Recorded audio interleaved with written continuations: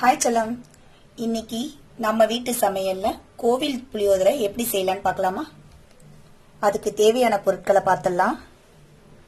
2 table spoon தனியா, 1/2 table spoon சீரகம், 1/4 table spoon மிளகு, 1/2 டேபிள் ஸ்பூன் கடுகு, 2 டேபிள் ஸ்பூன் கடலைப்பருப்பு, 1/2 டேபிள் ஸ்பூன் வெந்தயம், 1/2 டேபிள் ஸ்பூன் எள்ளு, தேவையான அளவு உப்பு, ஒரு எலுமிச்சப்பழ அளவுக்கு புளி எடுத்து ஊற வச்சிருக்கோம், கொஞ்சம் கருவேப்பிலை, தேவையான அளவு காரம், உங்களுக்கு எவ்வளவு தேவையோ அதை சேர்த்துக்கலாம், காஞ்ச மிளகாய். இது வறுத்து பொடி செஞ்சுக்கலாம். தாளிக்கிறதுக்கு என்னென்ன பொருள் தேவைன்றத பார்க்கலாம் இருங்க. தாளிக்கிறதுக்கு தேவையானது 1 டேபிள் ஸ்பூன் உளுத்தம்பருப்பு, 1 டேபிள் ஸ்பூன் கடலை பருப்பு, கொஞ்சம் நம்ம வேணும்னா சேர்த்துக்கலாம், கொஞ்சம் முந்திரி பருப்பு, கருவேப்பிலை, காஞ்ச மிளகாய், கடுகு, தேவையான அளவு எண்ணெய். இப்போ நாம அடுப்பு பற்ற வச்சிடலாம். பற்ற வச்சுட்டு நம்ம என்ன பொருளெல்லாம் வறுக்கணும் அதை அரைக்கிறதுக்கு தேவையானதெல்லாம் பண்ணிடலாம். 2 டேபிள் ஸ்பூன் கடலை பருப்பு,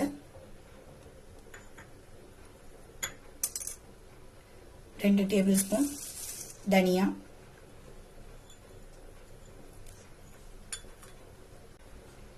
இதை நல்லா வதக்கிக்கலாம். இதோடவே நம்ம ஒரு 1/4 டேபிள் ஸ்பூன் மிளகு சேர்த்துக்கலாம். 1/4 டேபிள் ஸ்பூன் சீரகம்,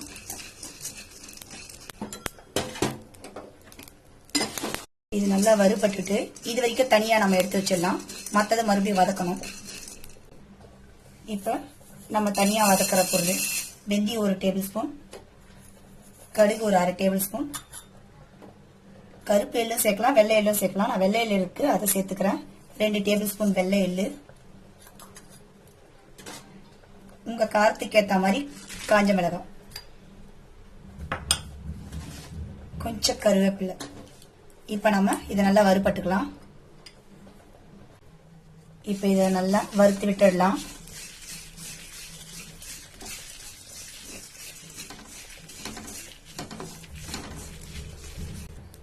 இதெல்லாம் கொஞ்சம் லைட்டா வறுபட்டா போதும், அதனாலதான் இதை 2வது போட்டு நம்ம வறுபடுறோம். இது நல்லா வறுபட்டுச்சு. இந்த பதத்துக்கு வறுத்தா போதும். இப்ப நம்ம ஆஃப் பண்ணிடலாம்.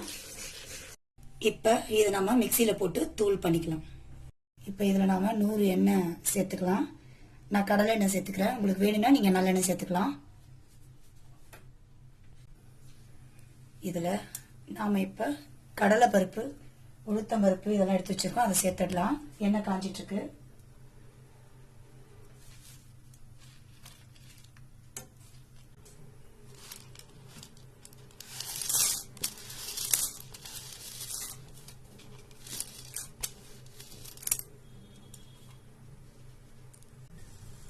இப்ப இத கொஞ்சம் பொரிச்சு எடுக்கலாம்.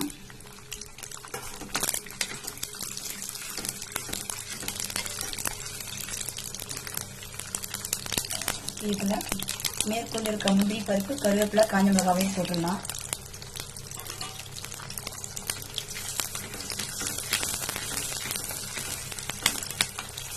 இதுல கொஞ்சம் கடுகும் சேர்த்துக்கலாம்.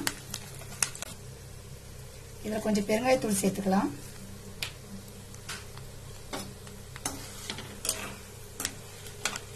கொஞ்சம் மஞ்சத்தூள் சேர்த்துக்கலாம். எல்லாம் பொரிஞ்சதும் புளி கரைச்சல் இதுல சேர்த்துக்கலாம்.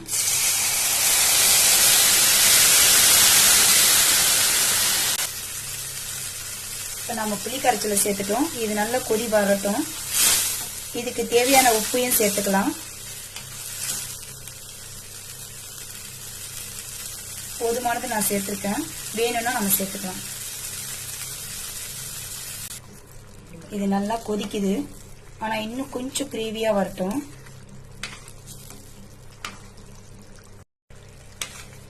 இப்ப நம்ம எதிர்பார்க்க அளவுக்கு திக்கு வந்துட்டுது. உங்களுக்கு எப்படி வேணுமோ அதுக்கேற்ற மாதிரி நீங்க பண்ணிக்கோங்க. ஆனா நம்ம இறக்கும் போது லாஸ்டா இந்த பொடியை சேர்த்துட்டு இறக்கணும். இப்ப எனக்கு போதுமான திக்கு வந்திருக்கு.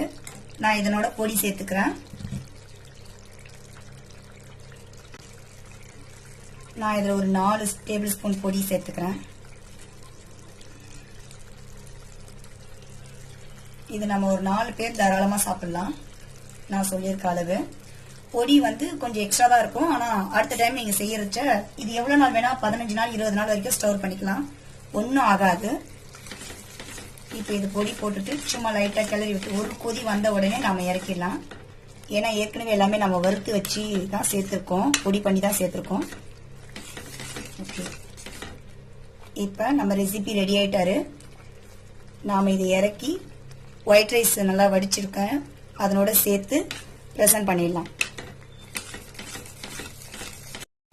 நான் இன்னைக்கு நம்ம வீட்டு சமையல்ல கோவில் புளியோதரை ரெடி பண்ணிருக்கேன்.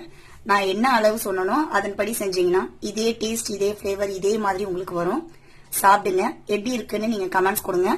லைக் பண்ணுங்க, ஷேர் பண்ணுங்க, சப்ஸ்கிரைப் பண்ணுங்க. பை.